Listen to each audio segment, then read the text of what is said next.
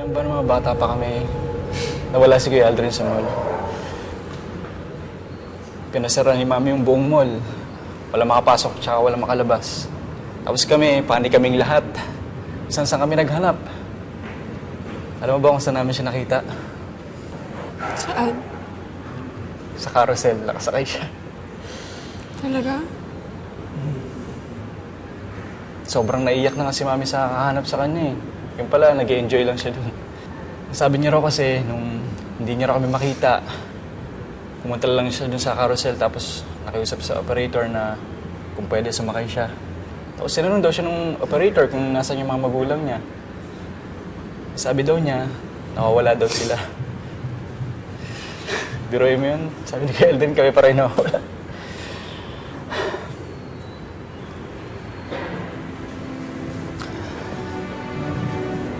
Yes. Kilala ko si Kuya.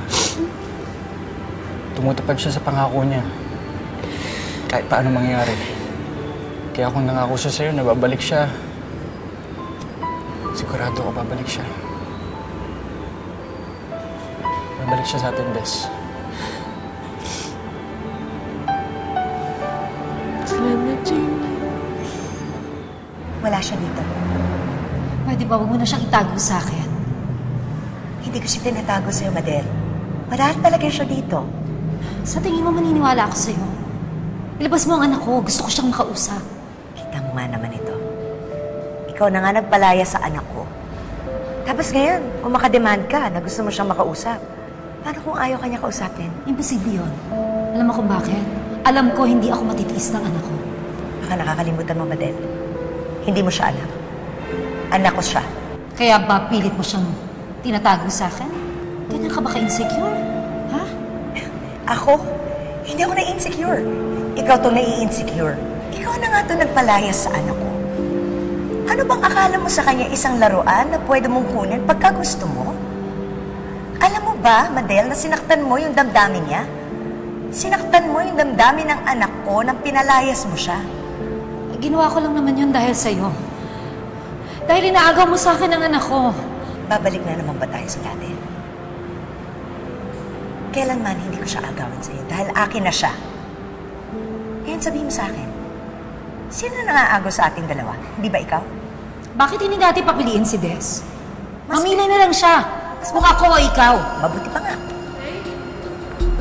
Mama? Des, anak. Des, anak. Tamang-tama, nandito ka. Oh? Mamili ka sa amin. Sa aming dalawa, si Agnes o ako. Mamili ka, anak. Des, magsalita ka. Ano? Sino pipiliin mo sa aming dalawa? Si Agnes o ako? Anak. Nawawala si Aldrin. Nawawala ang boyfriend ko at walang nakakaalam kung nasaan siya. Kulang pa ba mga problema ko at makikisabay pa kayong dalawa? Des! Des! Nakita mo ginawa mo sa anak ko? Pwede ba tigilan mo na siya? Kahit na anong gawin mo, anak ko pa din si Des. Kahit hindi siya galing sa akin, anak ko pa rin siya. Hindi umaalis sa akin yun, Agnes. Tama Des! na! Madel, tama na! Tama na! Tama na! Ah! Madel! Madel!